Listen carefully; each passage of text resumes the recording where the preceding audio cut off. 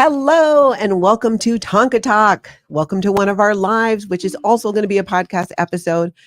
I'm Natalie Webster, and on Tonka Talk, we share the ways people create community and connection, find their way in the world. And today, my guest is a woman who, if we had to list out really everything that she did, we would honestly just be here all day. She is an author, she's an actress, and she's a speaker, and her name is Lori Creever. Welcome, Lori. It's great to come back, Natalie. I'm so excited to talk with you today. Yes, and we're talking about a really interesting topic. So if you are joining us on the live, feel free to jump into the comments and share any comments or questions that you have. And if you have any questions for Lori, we'll work on getting to that.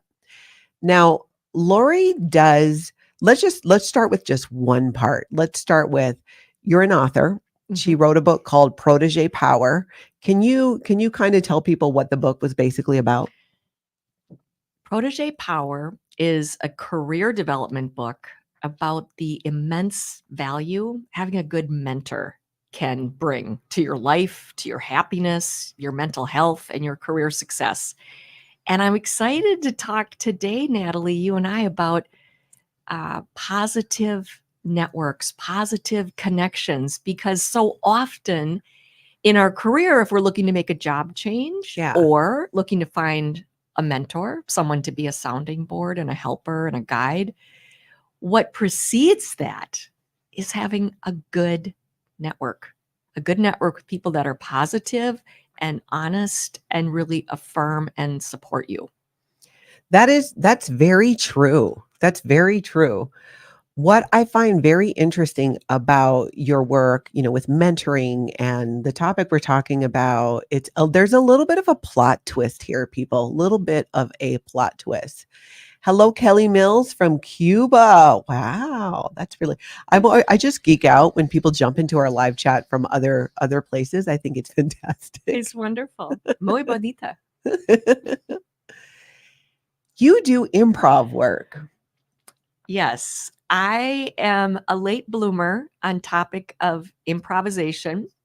I had done scripted theater, regular plays on and off since I was 5 years old. But it really wasn't until I was 41 years old that I embraced and started to study and then perform improvisation. And I like to say, taking an improvisation class, it's like taking your imagination to the gym. And Natalie, many people don't believe this about me, but on the Myers-Briggs assessment, I show up as a big old I. Which is what? For introvert. What? I know. Like many people involved with theater and performing arts, I can manifest a very seemingly extroverted personality. But on Myers-Briggs, if you show up as introvert, what that means is that you recharge your battery. Yeah. From alone time. And so from this, I definitely had throughout my life, and I think some of the viewers or listeners might relate to this, a lot of social anxiety. And I was working in international banking, pretty sophisticated area, and I would get deployed constantly to go to business lunches and business social events. And I would have such sweaty palms and anxiety because I would think, I'm going to blurt out the wrong thing, or I'm going to say something that's going to demonstrate I'm not very bright after all. And people around me are going to wonder who admitted her to the ranks of international banking. Don't those people have good education and smarts and good vocabulary, right? Well, how this ties into improvisation is after I started studying improvisation, within a year and a half or two, I began to notice complete 180. Really? On social situations. I no longer had that anxiety because improvisation, you work your social muscles, as it were, on being able to be present and remain present no matter what someone throws at you. No matter what. So I didn't have that nervousness anymore. So that's how improv, I find, is very useful for connections, networking, and I think any profession. Yeah, you're right. And hello, Sue Irwin in the chat there. having it's so funny because knowing you, and I've known her for a while, but I totally get it because I do the same thing where for me to recharge, I really need to be alone or just with my Tony, and often in a windowless room. Or in fact, I used to have, when I used to live in a townhome, I had a walk-in closet and I had it set up with a chair in there so that I could go into the closet and shut the door. Mhm. And the lights were more dim, and that was how I kind of recharged. And now I don't have room in my closet, but I'll close the blinds. I just need some time to recharge that way. So I guess I'm with you. I feel that way too in terms of Yeah. energy. And the same thing. Sometimes Yeah. people don't believe me. They're like, well, we can be socially extroverted and Mhm. interested in other people and aggressively enthusiastic. We are assertively enthusiastic. Exactly, Just assertively. hang on to your socks. But be able to recharge that way. Yeah. How do you find that in whether it's in working in the corporate world or doing a speaking engagement or with, the way improv plays into this? I feel like all of these experiences, you've been able to, this topic of strengthening positive connections and getting rid of toxicity. Yeah. As an artist, as an author, Mhm. I feel that there must, because I've seen this where you're almost like sometimes a little bit of a magnet for that nasty energy and that toxic behavior. How does this all come together to like how do you deal with it? That is so powerful. Absolutely. I sometimes just could fall off my seat with how blindsided I get with Yeah. people just, giving you kind of harsh, unsolicited guidance that is super not in line in any way with who you are. Yeah. And it is stressful, right? It is Mhm. stressful. So I try to follow the wisdom from Gandhi of be the change that you would like to see in the world. Mm. And this is something else I take from improv. One of the principles of improvisation, I'm sure several of you are aware of this, is to say yes. Yes, and. But preceding that would be that you actually have your antenna up for something about the other human being to affirm, Mm. that you would like to affirm.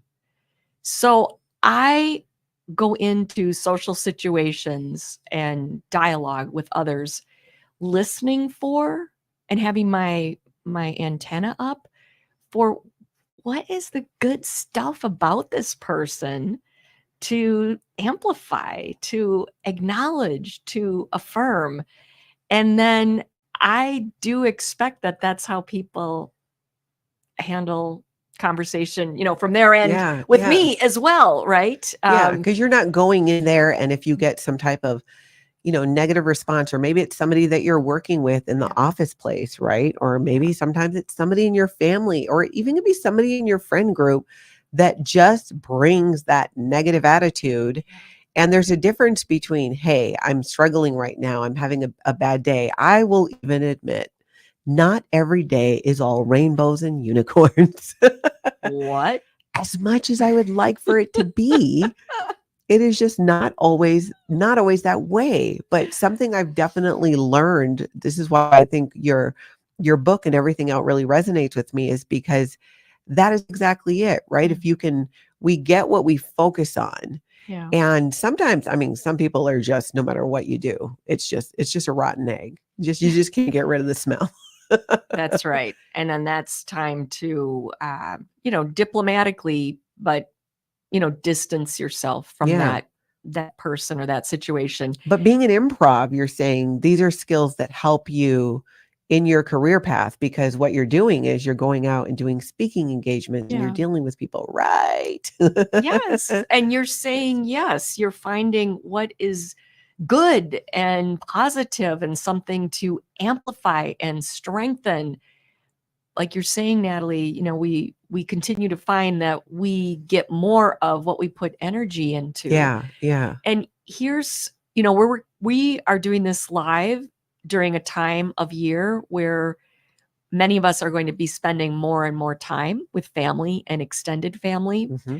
And here's the delicacy, and forgive me if it seems ironic because I write and speak about mentoring. We talked about this before, Natalie, about installing a mental speed bump. When you're listening to someone and you think, I could fix them. I can fix this. Yeah. Put that speed bump in and really pause before you offer advice that's not been requested of you. Ooh. Here is the risk when we offer unsolicited advice. And think about this. If this has happened to you, it can easily react on us receiving it as, wow, this person is only listening to me through a lens of my deficiencies. Yeah. And it feels awful. Yeah. So far different if someone comes to you or someone pulls you aside at a family function because of this, that, or the other expertise or experience you have and says, I'm so glad you're here. Would you mind? Could I talk to you for a moment? I have a situation like Natalie with you. You do real estate. Maybe someone pulls you aside and says, I've got a question about this property or how to stage a house, or then weigh in. Obviously, they've explicitly asked you to, but unless they've asked you to, do you think you got something fabulous to offer? You can certainly always say, hearing what you're saying, I have some thoughts on this. Would you like to hear them? And versus just going that's into right. their And house. give them the chance. Yeah, give them the chance to say no, right? Because sometimes we just want to vent. We just want to be heard. Mm-hmm. And that is a positive connection. Someone that hears us, listens without judgment, accepts us, and just gives us that nice hearty acknowledgement that we've been heard. So Kelly says, a friend always smiled and said, hi, how are you? To his enemies. Very disconcerting for them. Absolutely. I am a big believer. And Laura, I'd love to hear your thoughts on this. And we will also say hello. Oh, aloha, ladies. Aloha from Oregon. Thank you so much. Aloha. Tell me this. Do you find and I'm kind of like, I'm fascinated with the improv part of this too, and how it plays into having these skills, because as someone who has, because of my background and the way I grew up, often struggled with social situations and feeling like I'm just saying the wrong thing or doing the wrong thing, but then also coming to learn that there's no wrong thing, I think, to say, really, if you're being conscious of what you're saying of the other person, right? And is what you're talking about, you can bring up a topic that maybe is unsolicited, but I think you're right when it comes to, if I walk into somebody's house and I'm like, you know what, you should really move these things around here. And maybe they're not even selling their home, but I'm like, because to sell your house, and I'm coming up with all these solutions and they're like, what are you talking about? Yeah. I'm not even trying to sell my home.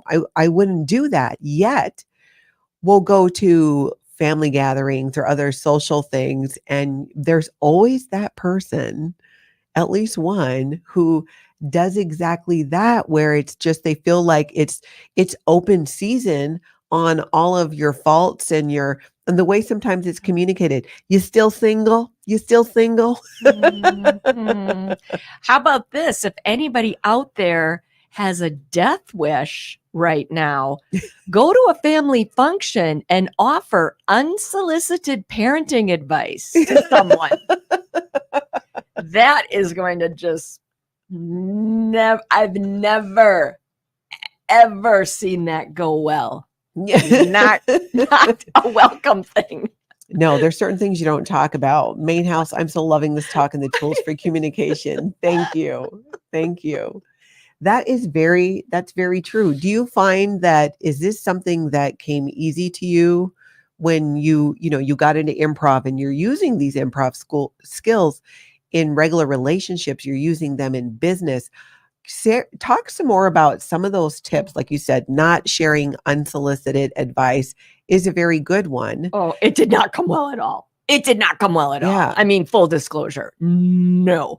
And I well remember when I started studying improv, I had just been promoted in my corporate job to be a manager, and so be a boss.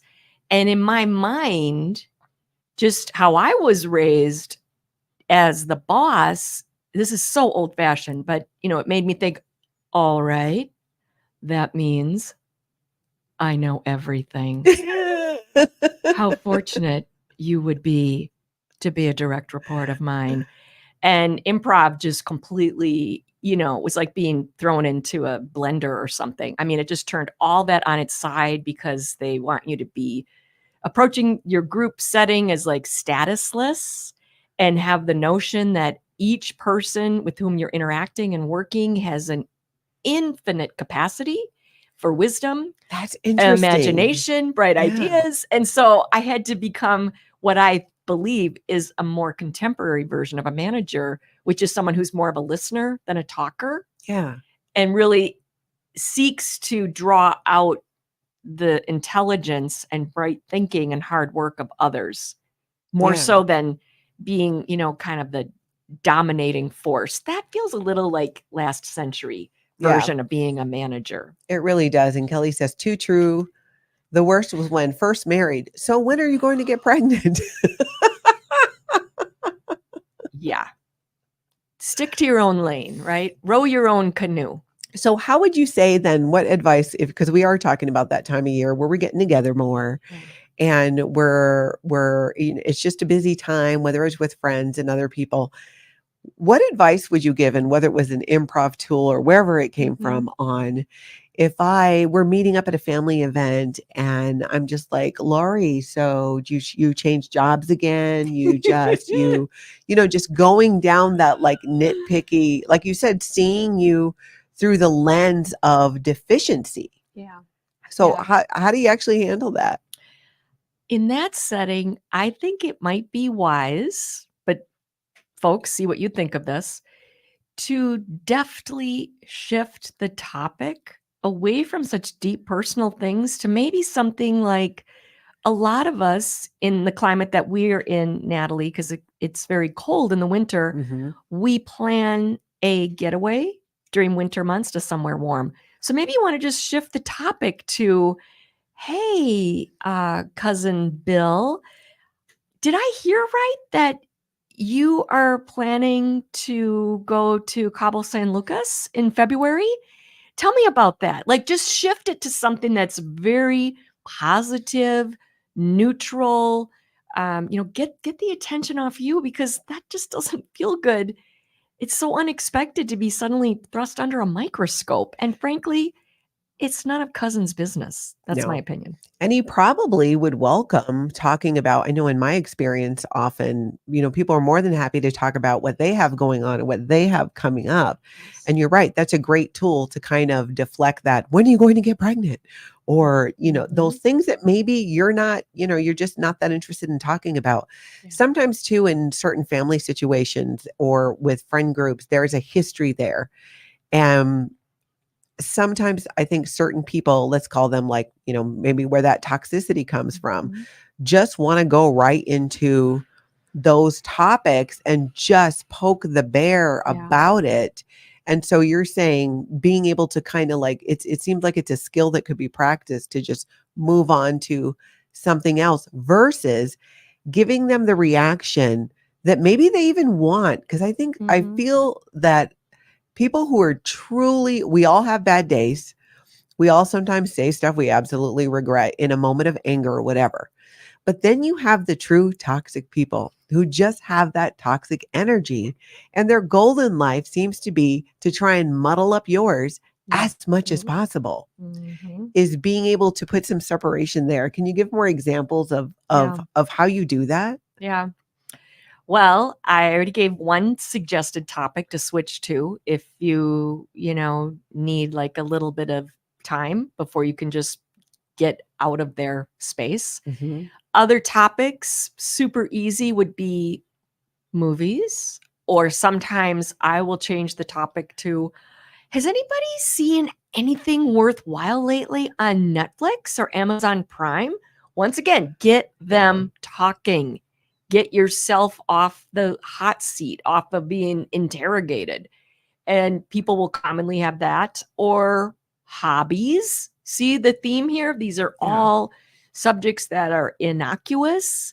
They're not going for the jugular on anyone. Yeah. And, but let's face it, if you really felt like you were at your wit's end, you need to lay down some sass. Yeah. If someone's trying to get that personal with me, I might say, hang on. I'm just going to go to my bag and get the results of my latest colonoscopy. I'll be right back. I mean, and just try to like get them to see like, dude or dudette, like this is so intensely personal. Can you just back off? Yeah. I only see you once a year. But thank you, Natalie. I do think pretty much all of us have some assortment of characters like that in our extended family or in your neighborhood. I hear from some people that like neighbors that just like open your door and come in and just like put themselves on very intimate terms with you. And hey, if you've agreed to that and that's just part of the social contract in your immediate neighborhood, that's cool. But I think a lot of us have boundaries. If it's not too much to ask, can I maintain a boundary? That would be another funny thing to say too. If it's not too much to ask, would it be all right if I maintained a boundary? Yes. Be so funny to someone, but almost like giving them a dose of their own medicine. I don't know. It would be. It also I like that way of handling it, because instead of getting it into it with them and having an argument or a discussion about, again, through this lens of your deficiencies, it changes the subject and then it doesn't muddle your water. I've come to learn that really boundaries are more about just that. It doesn't even need to be, I mean, you do boundaries how you do boundaries. For me, I find just by putting in there without even saying like, that's a boundary for me. It probably helps that I don't have a lot of boundaries. It's in terms of what I want to communicate about or what I'm willing to communicate about. There's so much, but there are some things definitely that's like, okay. I've also learned that it's good to have those boundaries. It's good to like, it's okay for me to have parts of my life that are off limits from whoever I decide that who those people are. So Kelly says, do you think some of this lack of boundaries is a result of the world of Facebook, etc.? People share too much. Ooh, Kelly, let's get into that. What do you think about that? Oh, that is powerful. I completely agree with that observation. It gets to be overkill, too much. TMI, right? Yeah. I mean, I'm guilty of a lot of it in real life, but I will stop short of posting a photo of a rash or here's where I ripped my toenail off. I'm so glad that you got out of that habit. Now I just text it to people. Look at this rash. What do you think that is? I know. I can remember one time a human resources person in my prior corporate job. This was so beautiful how she worded this. I had been producing a monthly newsletter, and it was about, business topics or product developments for our division of a few thousand people. And then we had, by popular demand, a people corner. So every edition of the newsletter, we would do a spotlight to learn a little bit about one of our colleagues and what their background is. And someone had shared part of her personal story was that her first marriage, it was sadly a domestic abuse situation. And so she was sharing it to say that I consider to be one of the greatest triumphs of my life, that I got out of that marriage with my two boys and am now happily remarried. On Planet Lori, as the editor of the newsletter, I thought that was human and lovely. My HR partner asked me to take that part of her story out. And when I queried it, she said, we respect that this person would like to communicate this aspect of their story.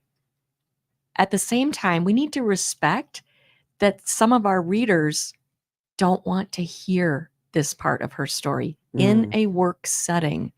I thought that was a really beautiful way to phrase it because Yeah. it's not invalidating the person with a sincere desire and willingness to communicate openly, Yeah. but also, is everyone's catcher's mitt open to Yeah. receive that ball when you throw it at them? And not everybody's are. And that's all right. We're saying that's all right. Yeah. That time and place, because that's the other thing that I have come to learn is it's not always maybe what I'm talking about, or because I've had the tables turn where I'm the one being interviewed and it's for maybe a community newspaper or something not related to some things. And it's more kept to like it's the community, just right in my community where I live and whatnot. And I have been guilty of throwing out something like, well, because of this is this, and this is why I do this. And it's sometimes a bit overwhelming for them because I've just like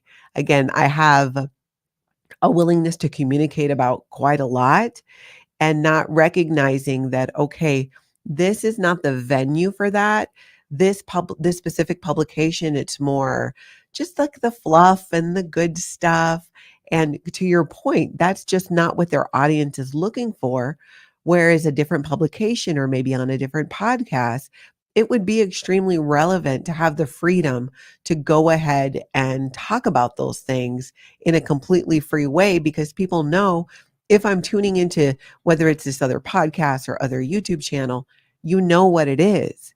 Yeah. And with social media, this, and it's hard for me to say like, oh, people just overshare because I have been guilty of it at times, but it desensitizes us in a way to those boundaries. Mhm. And one of my struggles has been not is in going, okay, I'm okay with talking about this. It's fine. I'm not embarrassed by it, or I found it fascinating and I want to hear more about what you think about this, but not always stopping and thinking or recognizing, does the person I'm talking to, are they okay with it? Yeah. Is it a boundary for them to talk about these things, the topic that maybe I'm interested in? Because I am not fabulous at the small talk. And it's part of why I love getting together with very small groups of people, one on one, maybe like there's three of us. And I love where I can meet a lot of different people and going to things, but I'll get a little anxious because all the things I think I shouldn't ask about are all the things that are in my head. I'll go to a fundraiser, something just that is for, in fact, it's happened not that long ago. And I walk in and I'm like, okay, don't talk about this, don't talk about that. And then I'm like, that's all I want to talk about. It's all I can think about. Anyone want to talk about aliens? And I it's do not, know. it's not helpful as well. It's finding that, finding that balance. Yeah. And for me, recognizing that just because I'm okay having the conversation, the person I have cornered at a party or a gathering might not be okay talking about that topic. And living where we live in Minnesota, we're in the Midwest. The social contract and the etiquette is different. Yeah. And when I first moved to Minnesota, the question I would get very often was, are you from the East Coast? Oh, because you were direct. You Yeah. were bold. Because I was direct and not recognizing that, okay, there's like, sometimes you got to warm people up a little bit. SPTV fan, I think it's more about growing up in family or community where some people were regularly crossing boundaries. Yeah. That's a good point too, right? Where you come from Yeah. and how your family was. What do you think about that? I think that is very true. I grew up with something of a dichotomy, I think, that my father was a career carpenter and foreman Mm-hmm. and outdoorsy, and my mom was a surgical nurse. Oh, wow. And our mom was pretty boundaryless. And we learned from an early age to not ask her at the dinner table what she did at work that day because she would tell us in literal gory detail, which as kids, we thought that was sort of cool, learning about open heart Yeah. surgery and what that looked like or entailed. But maybe not over macaroni and cheese. I mean, but our dad would have to like excuse himself and just, he would get a gag reflex going. Wow. So yes, I think over the years, I began to appreciate privately different family members. They would pull my mom aside at events, and she was very generous about it. And they might pose, some body issue or just something, that was a lot more personal, Yeah. but in a private way. And they Can were you very, look at this rash? very comfortable talking with her. And like I say, she was generous about it, but it wouldn't be something that we would ever, know about. It could be Yeah. kept privately. So I think that's probably a good way to address it, is if someone needs or is seeking something that you've got intimate knowledge of, then pull them aside. And I have a cousin who's a doctor, and I mean, it just happened over the summer. I actually was working for a healthcare company, and just something that was like just gnawing at me. And I was so glad when he was in town. And so I just said to him at one point during the party, I'm like, no pressure and not right now, but at some point, could we go down to the fire circle, just the two of us? Because I have to ask you something in your doctorness. Just a query I have, like, help me to get my head around this. And then sure enough, like, a little later on, he's like, hey, is now a good time? And Yeah. we had a wonderful, just, more intimate type talk, private. Nobody else needed to hear about it, whatnot, and I was so glad that I could get that interaction with him and just have him weigh in. So that's a way to address it too. And hopefully if you are that person at a family function, it's a compliment. I'm sure he was, very, very glad to lend an ear and tell me his thoughts. Yeah. I love that. And what I find so fascinating about your story, again, is how the different things that you've done with writing a book, with being an actress, with being a speaker, being in the corporate world in so many different ways, it really sounds like each of these experiences have helped to kind of guide you. And I love how you use improv in your personal life. What a fun thing for people to be able to take an improv class. Is that how it started? You took a class? Yes, I went to a lunch and learn. So this is a good reminder in your work life or in your community. If you ever have a chance to go to a lunch and learn and just get a little nugget of something, it can really reap huge benefits, because it was a lunch and learn with the Brave New Workshop Theater, which is a long, long time comedy institution in the Twin Cities and very well known around the United States. And they were demonstrating how improv principles could be used in a business setting. Wow. And I thought, dang, this is cool. It's like they're taking over corporate America with theatrical principles. Sign me up. Do you remember what some of them were? Well, just the willingness to say yes to your partner and the willingness to embrace whatever shows up. Because commonly, if you've been to an improv show or watched the TV program, Whose Line Is It Anyway, improvisers get suggestions from the audience. So that really demonstrates we truly don't know what's coming. So it just really like a is. family gathering. Yeah, very similar. Yes, metaphorically, like your typical family gathering. And the other thing about improvisation, I would say, is that it helps you to foster a quality that I can only characterize as hospitality, in that when you are hosting and you have a viewpoint of providing hospitality, you are kind, you are patient, you are looking to create ease and comfort for the other person, right?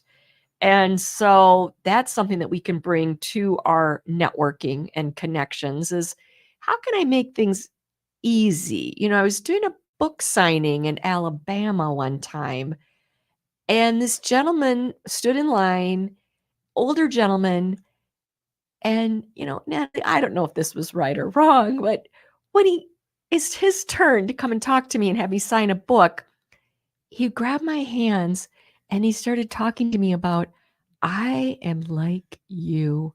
I also worked in a large corporation in financial services. And in fact, I am a subject in a Netflix TV series right now about criminality because I ended up going to federal prison for financial fraud. So I did time in prison.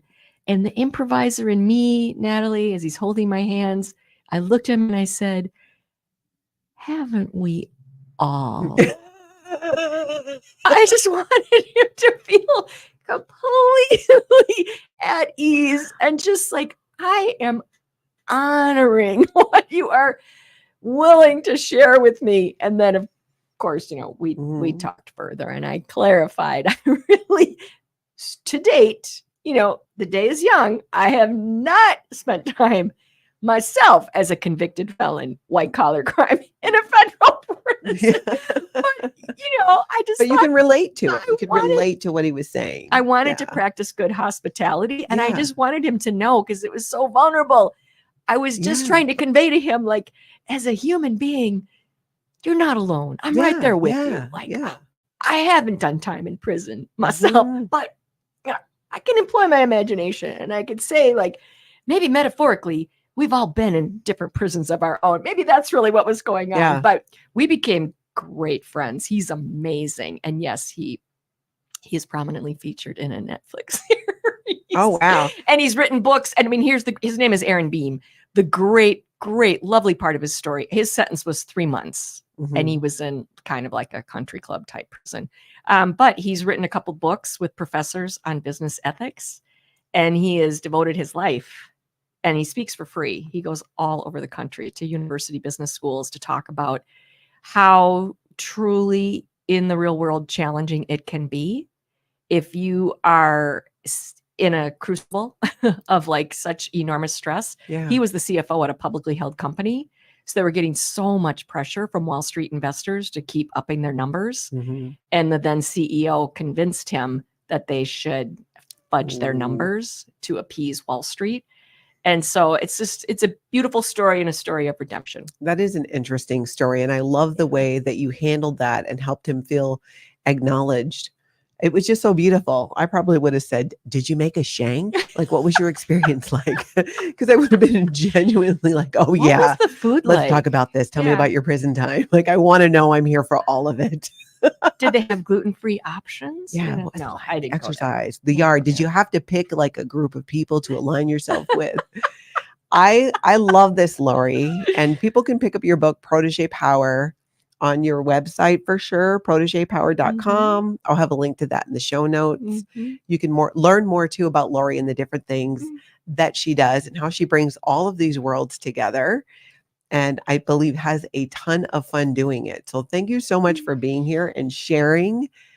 It's just, I think we just need more of these different ways to manage and work through these situations, but without just blowing up and losing it. Yeah, exactly. Most of us have done that and see how well that turns out. So, Natalie, it has been a complete pleasure. Yeah, pleasure. She will be back. Thank you for catching us in the live. And if you're catching us on the podcast, thank you too. If you haven't already, please like this video and subscribe to the channel. Otherwise, I will talk to you later.